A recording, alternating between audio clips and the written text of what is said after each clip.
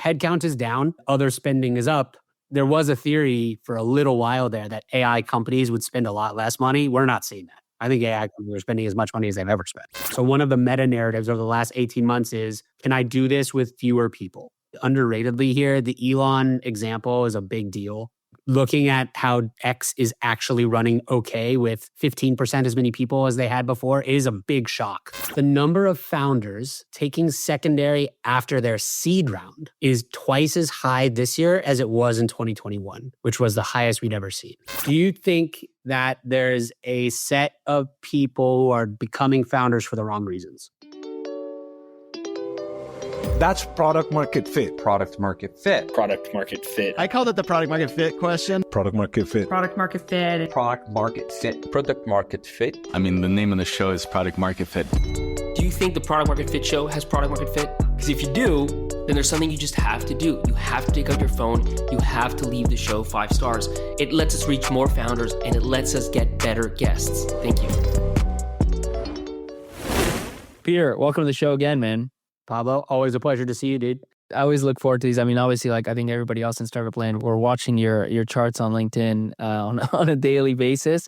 But, the chance to go in depth is always welcome. And especially post-Gen AI, it just feels like things are changing all the time. I don't know that like the median valuations of that change that much, but at the ground level on a day-to-day basis, it just feels like everything is in flux. It's so in flux. I think one of the things that shows this most clearly is when you look at the data quarter over quarter in terms of venture capital rounds and whatever, there's been like a steady increase the last, call it, year or so. Rounds are going up, although capital is moving much faster than that. But I think at the early stage, and this is, I've got to imagine it's screwing with founders' heads, where they're opening up X and they're reading about the most ridiculous valuations at the highest round sizes. And it feels like every single day there's a new one or 4. But then when you look at the data, yes, there's more capital being invested, but the number of rounds at seed stage for us this year is actually going to go down. It's like, yeah, there's excitement, but it's more concentrated and it feels more competitive. And so I worry a little bit that because whatever metrics you're tracking have gotten really blown out, there's a group of founders who are building more slowly, who used to attract a little attention and are now attracting barely any. And like they're going to get either left behind or maybe they'll build without venture capital. I don't know exactly what happens to them. It's actually surprising. Maybe we'll dive into the data pre-seed, seed, and Series A, because I'm like, at Series A, given what's happening, which is some companies are, every week it sounds like beating records, right? Setting records from 0 to 10 million ARR. It makes sense to me that VC as an asset class would say, the ones that are going 0 to 10 million ARR, I'll pay crazy amounts, I'll give them all the money. The ones that are going, 0 to 2 get nothing. And it's kind of that barbell. I actually could get that. At pre-seed or seed, you would think on paper best founders get all the money, and then the other ones, the first-time founders get, let's say, none of it if you don't really know it's going to work because things, like we said, are changing so fast. So I had that same question. I was like, is this a situation where only the quote-unquote best, most credible, most legible founders get funded, and there's this huge desert in the middle of founders who are good but not good enough, and therefore they used to get a little money and now they get no cash? Okay, what are the things that you would prove to say whether or not this is smart or bad? One of the things you can look at is to say, look at seed stage valuations and break them up into quartiles. So you've got the lowest quartile, 0 to 24%. Second is 25 to 49%, just in terms of the valuation, right? Small valuation to really, really big valuation. And you look historically and you say, what percentage of those companies based on their quartiles made it to the next round, made it to Series A? Is there a massive gap, right? And in some ways you'd expect if a company had a really big seed valuation, it would be more likely that they would make it to Series A. Yes. For 2 reasons. One, maybe they had better investors, bigger investors, et cetera. 2, because they raised more money, right? Almost always when you have a really high valuation, you also raise more cash. I would add number 3, by the way, which is that in any hot round, there's the people that get in and the people that either didn't get in or didn't see it. And that almost always leaves this overhang of your likelihood to get preempted just based on that. Even if your investors are the same and your delivery is the same, just the fact that you raised a bunch of money, it's like, oh my God, how do I get, this must be hot. How do I get into the next round? Super well said. Yeah, there's a frenzy dynamic, right? Where you're like, oh, it's oversubscribed. I didn't get in. I got to get in at the A. I got to get in at the B. Okay, so we looked at this data. And what it showed is that On a percentage of graduation basis, yes, the highest valued companies graduate to Series A little bit more often than the other companies. But it's not a massive difference. It's within a couple percentage points. The companies that didn't had a big change were the lowest valued companies. So the lowest quartile, if you were raising a seed round and it's in the 0 to call it 25th percentile of valuation, so on the very low end, those companies made it to Series A about half as frequently as the other companies. Wow. It's basically like, it doesn't matter that much, it doesn't matter that much. And then it really matters for the companies that were raising really small seeds. Again, I can postulate some obvious reasons why, but I was kind of shocked that the top quartile didn't have a bigger difference. It really didn't versus the second and third. It was kind of close to the same. And this is over like what time frame? Like 12 months, 24 months? Yeah, so it's just 24 months since the seed was raised, and you just like cut it off then and say, okay, how do these quartiles compare? Obviously, not every company is going to go 24 months. Some take longer, et cetera, et cetera. I mean, I definitely would have expected. And I wonder if at 12 months, you do see maybe more of a difference because of that overhang, that heat. But in any case, at 24 months, the low quartile, you said it was half as much? Yeah, half as much. That's stark. I mean, that's a really big difference. And I mean, like, what it suggests is don't raise too little cash. Like, which is a weird thing. It comes back to the, you and I were chatting off mic. The conversation that I'm having more than any other with founders today is, if I'm not in this super hot quartile, in this super hot AI circle, do I have a chance? There's like I wouldn't call it fatalism, but there's a definite strong negativity or sense that all the spoils are going to very few companies. And if I'm building a good business, but I'm just not in this super in-demand cohort, what should I do? Sometimes I struggle to answer those questions. Yeah, I know. One of the things that always, whenever we look at the data, that always is in the back of my mind is this causation piece. I'm sure this is bi-directional, but I'm like, if you look at that low cohort, zooming in on that, you're like, there's going to be a serious percentage of people who raise the small seed, low quartile seed, because that's all they could raise, which signals that either they're not that great at fundraising, they don't have that much traction, they don't have that good of an idea, like there's something fundamental, which of course would mean that they should graduate at a lower rate in the future. The question is, if you're a founder and you have the option to raise, if you don't have the option, then it doesn't matter. It is what it is. You're going to do what you can do. If you have the option to raise more or less, at what point do you're just taking on dilution and trying to like fit this pattern sort of thing versus, yeah, actually I could raise less and I'm still going to be the one that graduates because I'm choosing to raise less, right? That causation piece. I don't know what the answer is. I'm sure there's a bit of both, but when you're talking to a founder and you're discussing round size, well, first, are they coming with a round size when they initially talk to you? Like they know exactly how many dollars they need? Yeah. Typically, they do come with a round size, whether that's because they know how much money they need or they think that's what they can get. Yeah. There's that muddies it, but yes. And then do you stress test that number? You say like, obviously you ask, what are you going to do with those dollars? But even more than that, do you understand what the competitive environment looks like? Like, how do you say, oh, you asked for 3 million and 3 million is the right number? This is the give and take. It's like the valuation and then the dilution, right? Like this is the piece that, has to get answered. And then it also comes down to our model where like we're able to invest and then follow on pretty aggressively. So for us, it's also, if you happen to, let's say, not have raised enough money, we can kind of fix that if the signals are there pretty quickly by just putting in more money. That muddies it a little bit. This is the part of VC that's still like TBD, which is, and it's different for, talk about these multi-stage funds, like you got to almost take them out of the picture because if you're a Bessemer, Sequoia, whatever, like you got all that money, like the pricing at this stage is just not, it's just not a thing, right? But let's talk for the seed stage people with seed stage actual size funds. You're like, somebody raising a $5 million seed or pre-seed, whatever, versus a $2 million seed or pre-seed is asking for a completely different valuation.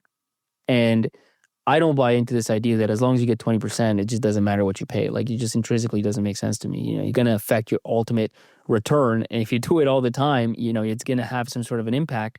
So that's the flip side of it, which is I know that on the one hand, more money you raise, higher graduation chance. I also know that the more money you raise, the higher the post money you're going to want me to get in at. And so those are the two things that pull me in kind of a little bit opposite directions when we talk about round sizes. I mean, you hit the nail on the head. There's so much obvious impact from the entry valuation price. Of course there is. Like, it's so silly to assume that there isn't, especially for the call it the 99% of startups that are not going to be Figma and like absolutely crush. And there's still money and good businesses to be built there. I think that part of this valuation, et cetera, debate gets to something that's very clear from the Q3 report we just put out on pre-seed, which is however much you think safes are being used, they're being used way more than that. Like safes are the dominant way to get money into a business. Now, anything under $4 million is dominated by safes. Where it used to be you'd start on safes and then you'd raise a seed. But if you're raising $2.5, $3, $4 million, you'd do that as a price round. No longer. Even those rounds are getting done on safe. So like there's a bit of a lack of signal there because of course there's no conversion, there's no real valuation price.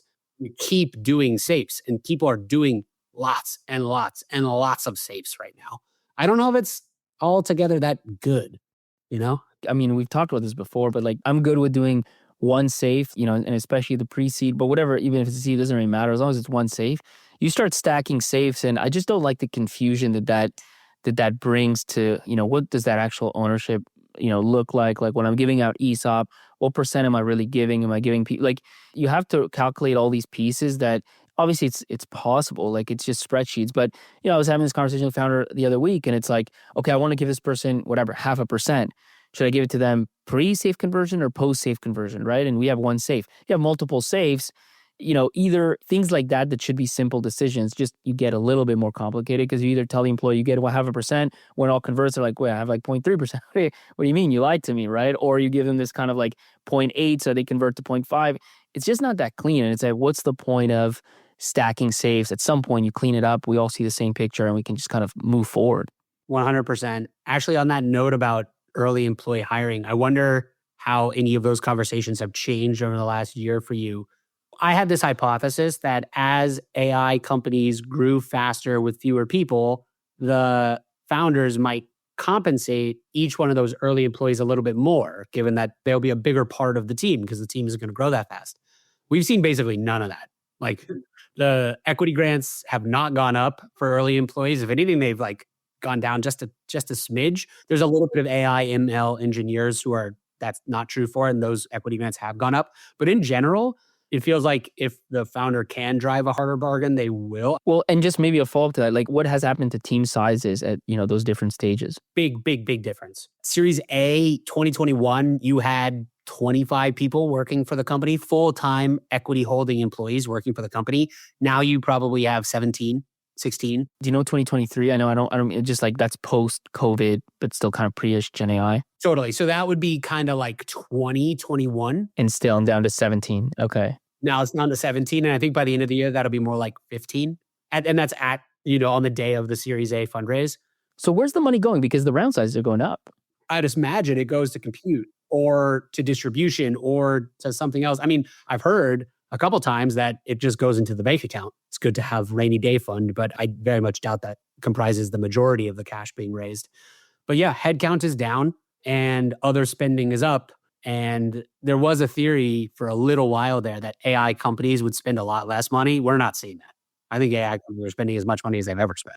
There's almost like a competitive dynamic. Like it's almost the flip side of the conversation of, you know, with AI, are you going to have less people or are you just going to have as many people that just do way more?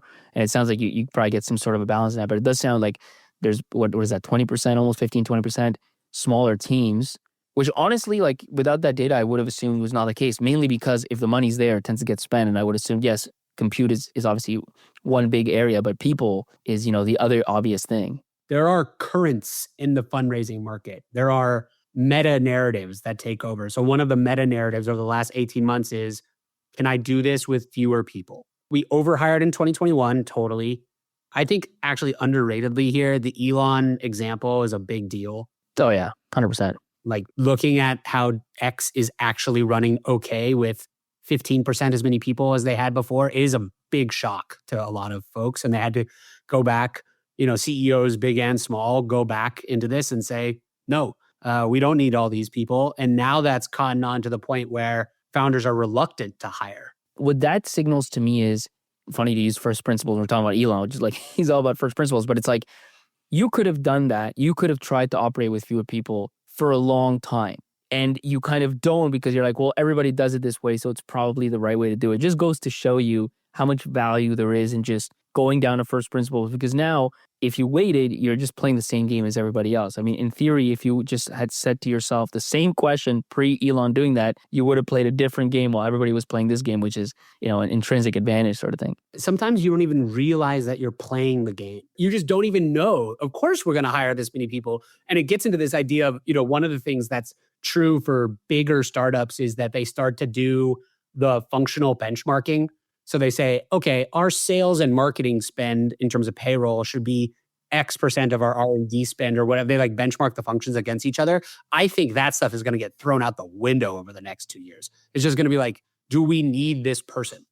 When you're doing benchmarking, you're actually baking in thinking by analogy and giving up complete first principles. Correct. So on an individual company basis, it's great. It obviously makes them more capital efficient. They're building with smaller teams. Ostensibly, that means they can move faster. I think it's probably true. Do they pay them more? That was going to be my other question. They don't pay them more. They pay them less. Wow. So less equity, less pay. If you looked at versus 2022, the salaries are up, but like not keeping pace with inflation. Everywhere except the obvious exception to that rule is AI ML engineering, which is flying. Actually, AI ML engineers over the last 18 months on Carta, their pay packages have risen between 25 and 40%. Wow. Over 18 months is like unheard of. Yeah, and we're talking big numbers to start, so it's real dollars. Yeah. Those people are difficult to hire, but I am not an engineer. Your average data scientist, your average marketer, no, it's a tough environment right now trying to get hired at startups. Back to the thinking differently piece, one of the things that reminds me, I had one of the founders of Mercado Libre on the show, and he was talking about kind of that dot-com time where, everybody was just spending like crazy, and they went through a part where they almost ran out of money, and then they kind of embedded into their DNA, let's say, this idea that they want to be profitable. But one of the things that was tough, and just going back to your point of why it's so hard to not play the game that you're playing or not even realize that you're playing this game like everybody else, even the employees, forget investors, which you would normally think would be the ones to go spend, go faster, everybody's going faster, you're going to lose. Even the employees be like, guys, what are we doing here? Everybody's spending on marketing. They got billboards. They're sponsoring soccer teams. They're doing real things. Right. And we're here doing none of that. We're going to get crushed. And, today, none of the other companies exist. Mercado Libre is worth, over $100 billion. It's so hard to do the thing that you should do. If you find yourself in a situation where everybody's doing the wrong thing, it's so hard to do the right thing, even if you think it is, just because everybody is going to tell you you're an idiot. And sometimes they're going to be right. And then, it sucks to be wrong when everybody told you you're wrong. That's the problem, is that occasionally everyone was right. You have to deal with the fact that you were both wrong and non-consensus. It's cool to be wrong on consensus. Nobody cares, right? Then everybody was doing it. It's cool. But it's really hard when you chose a completely different path and a competitor raises. I think it brings up a good point on the fundraising side with super early startups, which is all of these categories are getting so crowded so quickly. Yes. And I think that is a real step change from what was going on, certainly pre-pandemic, but even just pre-ChatGPT. It just feels very difficult to find a truly novel idea. And I don't know whether or not you as an investor wait. How do you think about crowded categories if you're getting pitched by a founder who's building in a space that there's already 10 or 12 companies in? I was just telling you about one of the latest companies on the show called Decagon, which, they're doing AI for customer support for the enterprise. Started in 2023, they've raised over $200 million. Now they're worth $1.5 billion. I don't know the revenue numbers, but I have to assume that it's trending, up and to the right in a very fast way. And I don't know how I would have looked at that company in 2023, because you think AI chatbots to solve problem. You think that even if there was a gap in the enterprise, it would get filled by a lot of different players at the same time. And yet you've got one that does seem to have some sort of escape velocity. So the thing that we've honed in on, honestly, is, because this is the thing that's pre-Gen AI versus post-Gen AI. Pre-Gen AI, the biggest thing was, as a seed stage investor, is this real value creation? Is this a nice to have versus a must have? That was the big question for most companies that came to pitch. And the characteristic to judge that is ARR? No, at our stage, it wouldn't be ARR. It would be more, this is where it gets really hard, right? But it's qualitative things. Put it this way, if I go through diligence on a company and I start talking to customers, I'm really trying to find out how much for them this is a must-have product that if tomorrow didn't exist, they would be crying about it, or they're just yeah, I love the founder and happy to test it out sort of thing, right? That was my biggest thing that I'm trying to figure out.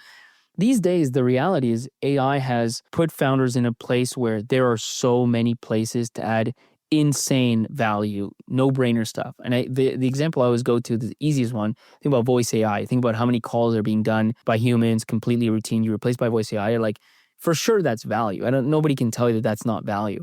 The question has become what used to be secondary is competition. Yes, it was always a thing you check off and think about, but it wasn't the primary thing or the primary reason why a company wouldn't work out. Now competition has risen to the top because you got big tech, you got incumbents, you've got new entrants, and you've got the foundation models. Like you've just got a lot of people that you have to worry about. And in any new category, because the value there is so obvious, you're going to just have everybody coming at it. So we don't have a secret answer to this, but we think it just comes down a lot to the ability to go to market and iterate just that much faster than the next person. Even in B2B SaaS, the moats were questionable, but you could argue, look, the tech isn't changing that fast. So if I get a 2-year head start, the next person coming up, at best will just copy me and they're always going to be a step behind. It's going to be hard for them to just like leapfrog.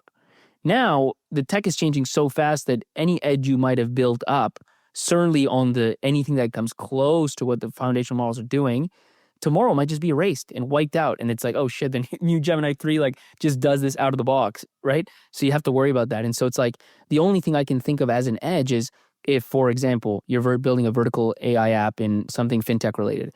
If the founder comes from fintech, has relationships in fintech, has built a company before, is going to make less avoidable mistakes, is going to go to market faster, which for what it's worth is the case for the founders of Decagon, right? Like these are experienced founders who sold to enterprise before, worked at Palantir before, and then you get the customer. And frankly, no matter AI, non-AI, if you have a customer, it's harder somebody else to steal that customer from you than it is sell greenfield, right? I'm not saying that's the magic answer. It's just that's the only way we can kind of think about it, right? So have you passed on companies recently because you thought they were too close to the foundation models? Yeah, maybe less like super recently, but certainly is a thing that we think about. Yeah, where it's just like you're building something that I don't see how you maintain that edge. And maybe there's not enough workflows, integrations, or business logic specific to your use case. Yeah. That puts you in a place where, tomorrow the foundation models will just kind of wipe it out. Yeah. It's the age old, like, will Google build this is now, will Gemini build this or will OpenAI build? So I guess still Google. That's right. But like any foundation model will build this or like eat the use case. And then there are things, OpenAI released a specific verticalized note-taking thing and granola is still crushing. Yes, that's right. So like, it's so weird when it works and when it doesn't and there's specific reasons why. But I do hear a lot of founders who are spending a lot of mental cycles trying to figure out how do we get embedded enough in organizations that we benefit from model change rather than get scared of model change. And that I think is really hard. I mean, even now, I'll be honest, I thought a couple years into this AI revolution that you'd be able to trust the ARR numbers in that they've gone through a renewal cycle that is sticky enough. And I think for some companies that's true, but there's still so much, the idea of switching costs are so much lower, et cetera. I know at Carta, we're not a gigantic company, but we're a pretty big late stage one on the private side. And we test out a ton of stuff. That's right. And like won't keep most of it because, it's just like this period of experimentation. We have tens of thousands of people who have followed the show. Are you one of those people? You want to be a part of the group. You want to be a part of those tens of thousands of followers. So hit the follow button. Just back to that ARR piece, like I think that's another piece that's different pre-Gen AI and post-Gen AI. I think pre-Gen AI, it was for sure the way you sold, right? It was per seat per month sort of thing. Like that was the thing. And yeah, maybe you had some transaction on top. And if it was your marketplace, it was different. But if you saw B2B SaaS to an enterprise, that's how you sell it. I think now that even is in flux. Some people are selling by seats. Some people are selling like by agent, by transaction. And then there's a new class of tech startups that I'm seeing. Like I met this company recently called 10X, and it's basically an AI-first MSP, managed service provider. But they're not selling AI to MSPs. They're just becoming an MSP themselves that's AI first, growing insanely fast. I was talking about 0 to 40 in a year. Like, it's just ridiculous.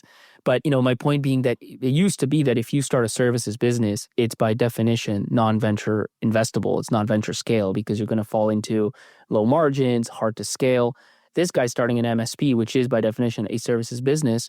But because it's AI first, the argument is I'll be able to scale it and I'll have better margins. And even that is a new way to deliver value to the market. So this is what I mean by in flux, right? Like there's so many pieces that are still being defined.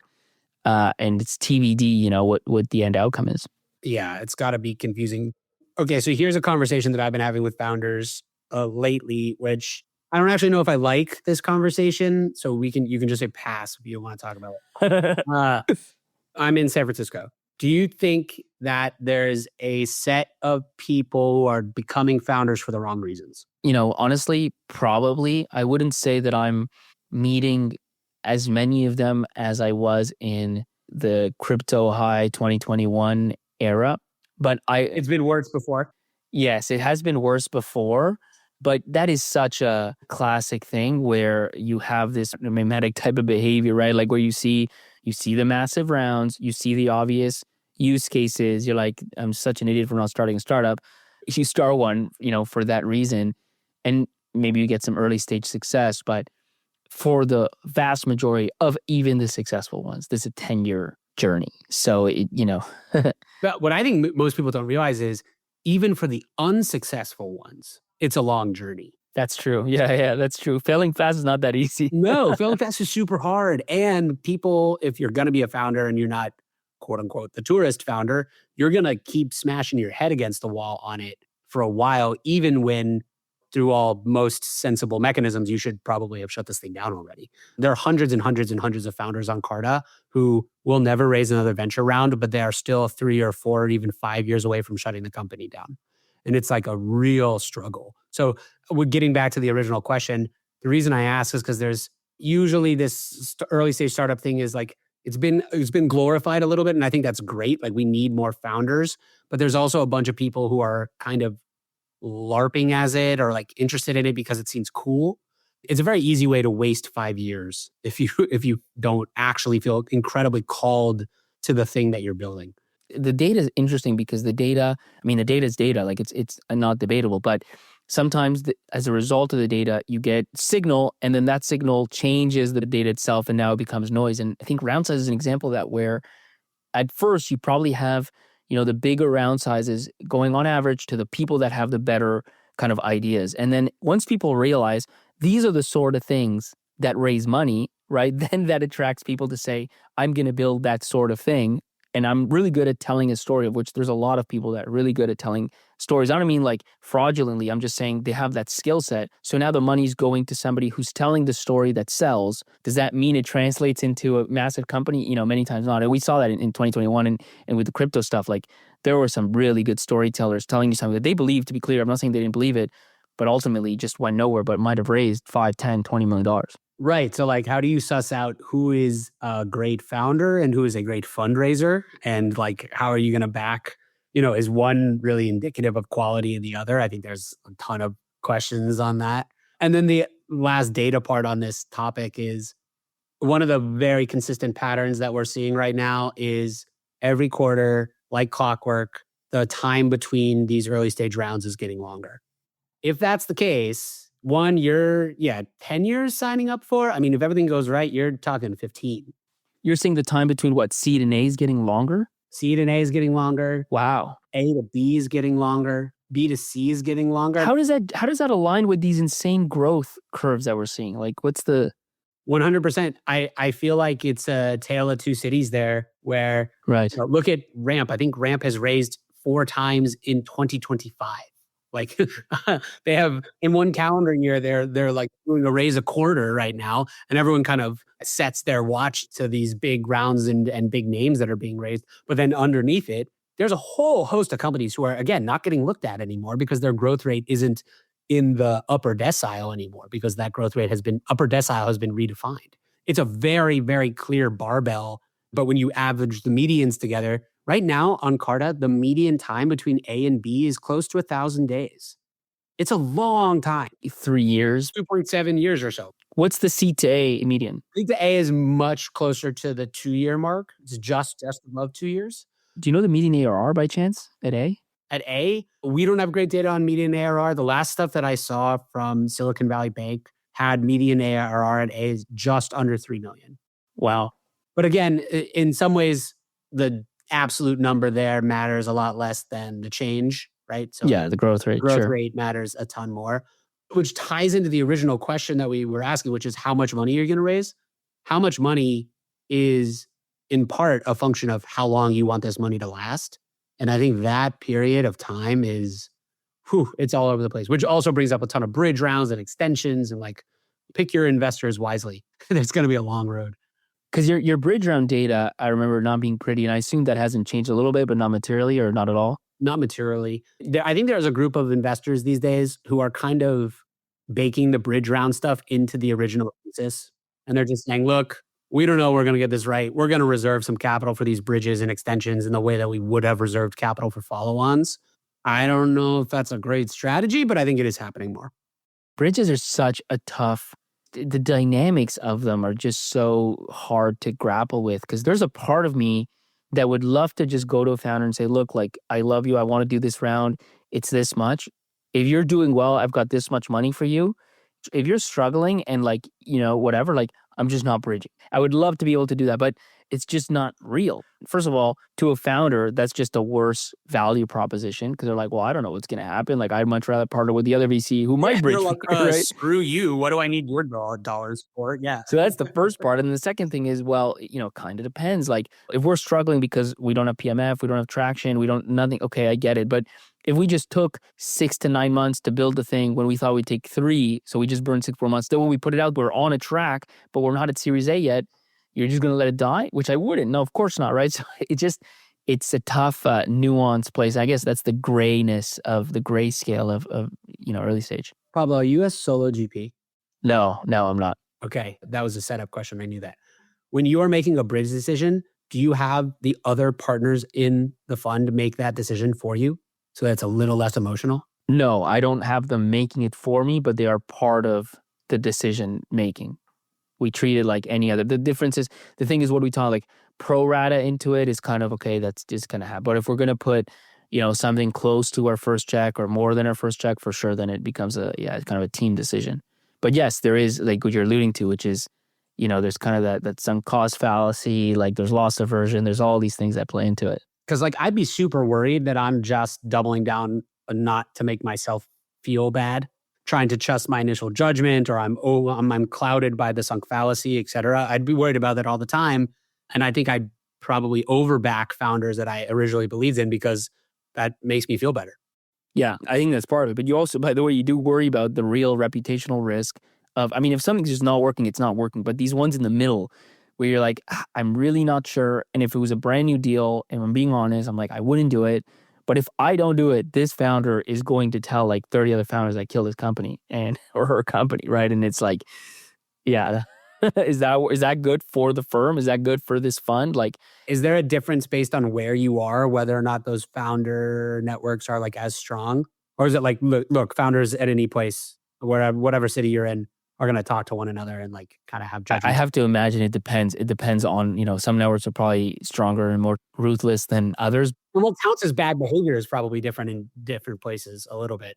In a long enough term, the only thing that's like the seed stage has is just reputation, like that really is the thing. And so I think you have to worry about that to some extent. You can over worry and then now you're just a bad fund and it's not going to work, right? But that has to be part, I think, of your equation when you're deciding how to play the game. Because you can't just go around, being so draconian that you're burning founders and burning relationships. And by the way, you're going to make mistakes because some of these founders, like, you probably should have backed, So I was going to maybe change topics to one last piece of data. This actually isn't in our Q3 reports, but we were just chatting. I'd love your feedback on it. Or like, I would love what you think it means. So the data I'm talking about is founder secondaries. Interesting thing that's been going around the ecosystem right now. I'll say up front, the number of founders taking secondary after their seed round is twice as high this year as it was in 2021, which was the highest we'd ever seen. What do you think of that? That means they're taking it at A or B or C or D or whatever. No, their most recent round was seed. Oh, wow. And they're taking some secondary. You know what? I'll tell you this. It all depends on the amounts. It all depends on the amounts and the situations. I actually have no problem at all with secondaries. And I've told, especially some like first-time founders, because a lot of times, you know what happens, man, these first-time founders, and I've been in their shoes, it's almost like a signal of pride of they're like paying themselves way less than market, living on complete scraps. And I tell them, I'm like, look, there's obviously something to that. And to the extent that you actually don't have a lot of money, it's definitely a thing you might want to do. And many great founders have done that. But also know this, if your startup doesn't work out or is in trouble, no one cares that you've paid yourself little. Like, you go in and you're like, guys, you're really not going to do this, let's say, bridge round. Like, look at everything I've put into it. Look at the fact that I paid myself 50,000, and they'll be like, you should have paid yourself 120 then. Like, how are you paying 200, whatever market is, right? Like that has nothing to do with me, right? So if you don't take care of yourself, nobody will. That's the first thing. The second thing is, the numbers depend on where you are in the world. So it's kind of hard to say that, but I'm just going to make it up. If it's Series A, you're taking $1 million off the table. I'm like, okay, that's not bad. At Series B, you're taking, 4. Like, once it gets beyond 10, then I'm like, your startup better be truly on a path, in which case, by all means, go ahead and do it because it's on a path. Yeah. But if you're taking $1 million or $2 million earlier, I don't really care. And if we're talking about seed stage and you're taking like $250,000, $500,000, at that point, I'm actually telling you to do it. Certainly at Series A, if I'm advising a founder and I'm like, you're raising a 10 million A, and you haven't yet made like money before, let's say, like, dude, take $1 million off the table. Like, why not? Like, if you can, why not? Right? Like, it's only going to align us more. It's a mixture of what percent of that round is it? Like, let's say 10, 20%. And what's the impact to you? And I guess what's the guiding principle here is, if what it's doing is freeing you economically, paying your car, paying your house, maybe you need a nanny, whatever, like, you don't worry about the day-to-day expenses. I mean, that's great, because here's the reality. The VC on the other side has a portfolio. So when they're like, yo, swing for the fences, go for it, try and grow faster, like, frankly, their risk is not your risk. Like, if you fail, it sucks for them, but they got 20 other companies, right? And so you doing that secondary, to me, is getting you closer to that, where it's like, you still have one of one, but at least you don't get left with zero.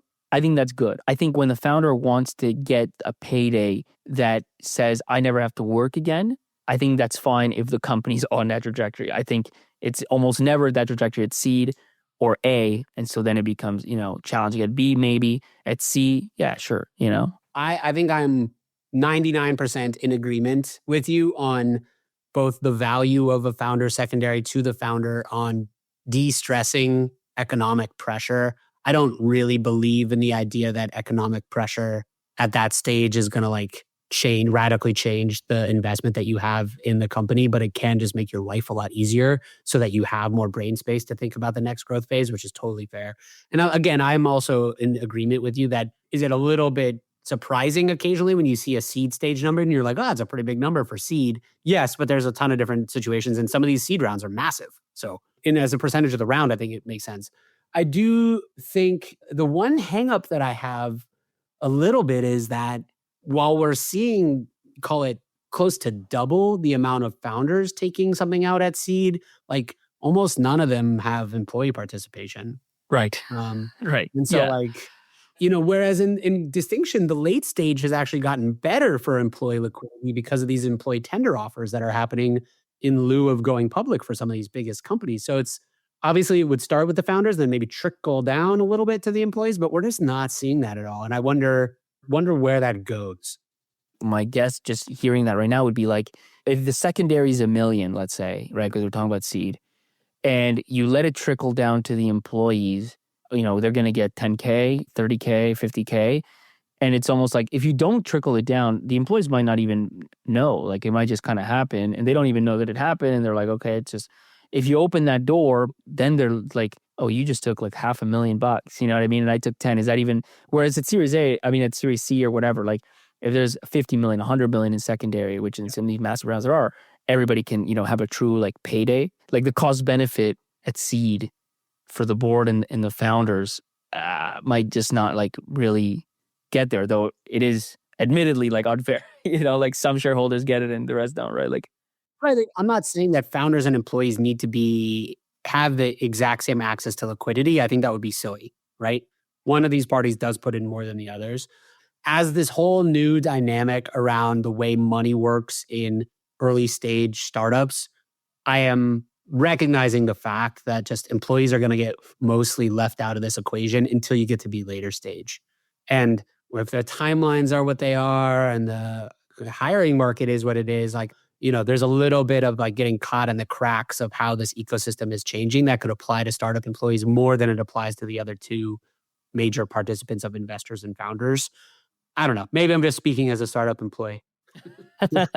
No, I mean, I think it's a fair point. One thing I wanted to chat about, just again, changing topics, is just make sure we get this on record. Like, can we go through the medians, the top quartiles, low quartiles, like pre-seed, seed, Series A, conversion rates, just the freshest data on all that stuff? You got it, man. Okay, so seed stage, if you are let's start pre-seed. Obviously, people have different ways to define this. The way that we look at it is we're saying you haven't raised the price round yet, and then we're looking how much have you raised on safes, and what is the valuation cap of those safes. If you look on a median basis, if you're raising $1 million today in the US, the median valuation cap is still about 10 million. So $1 million raised on a 10 million cap post money means you sold about 10% of the business in that round.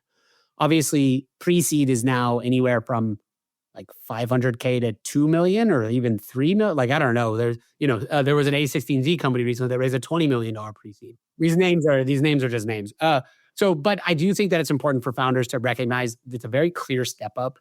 As you raise more money on safes, your valuation cap is going to go higher because of the dilution mechanism. You don't want to over dilute on safes. I also don't want to paint this as an easy decision. If someone's offering you money that you absolutely need for your business, but they're trying to take 20% of your company instead of 15, that's not a good reason to say no, right? You don't kill your company because of dilution, but don't also get screwed by bad deals. It's kind of a balance between those things. Seed stage.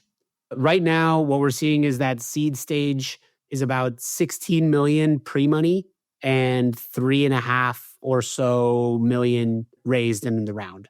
So you add that up and you're talking about a $20 million post-money valuation for seed stage for companies on Carta. That is historically very expensive, like as expensive as it's ever been, really, not adjusting for inflation. You're getting good deals. Again, fewer of those deals than you might think a little bit, but good deals all around.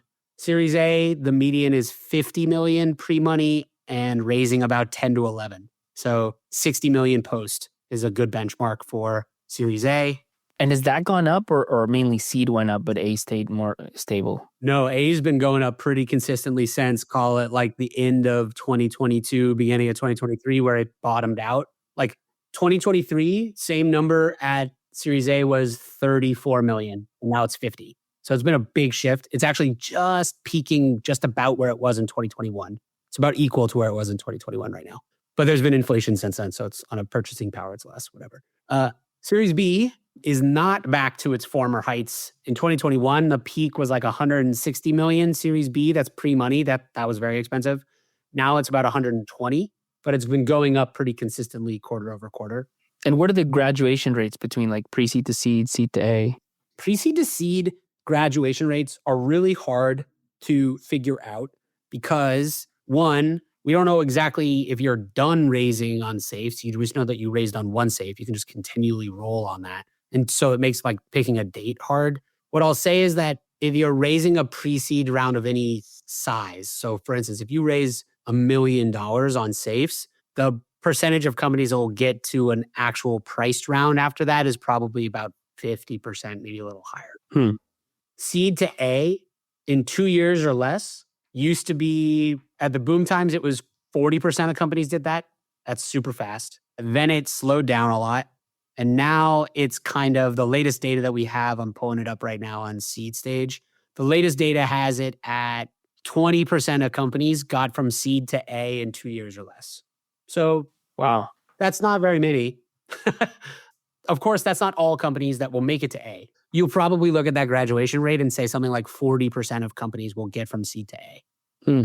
And then from A to B, it's a bit better. Again, you could say probably in the end, it'll be a 50% graduation rate. But right now, after 2 years, it's more like 25%, 25 to 28. So a little bit easier. And this makes sense. Once you get into B's and C's and like later stages, the percentage of companies that actually never graduate gets a little bit smaller over time. That makes sense. And there's a ton of bridges and random stuff going on in between those. It's all super messy. So what's the latest on if you raise a bridge, your odds of graduating become whatever? So this is actually weird data. I used to say that bridges are bad signal because I think it's pretty obvious they are. You're not bridging because you're doing so good, usually. Weirdly, in the last year, there's been a couple quarters where the companies that took a bridge, more of them have made it to the next stage than the companies who haven't taken a bridge yet. It's very new data, right? This is only about a year or so old. And what that shows me is that these stories about companies that raise seed stage and then they're just flying so fast that investors are trying to get as much money into them as possible before the A, that is happening, right? The preemption rounds, those are really real in a way that they haven't been in a long time. Well, how does that tie into the bridge? It's not immediately clear. It used to be that I would say bridges are not a good signal. Oh, it's more of a preempted type bridge. That makes sense. Cool, man. Well, dude, it's a pleasure speaking with you as always. Absolutely, man. We'll do it again soon. See you next quarter, dude. Wow, what an episode. You're probably in awe. You're in absolute shock. You're like, that helped me so much. So guess what? Now it's your turn to help someone else. Share the episode in the WhatsApp group you have with founders. Share it on that Slack channel. Send it to your founder friends and help them out. Trust me, they will love you for it.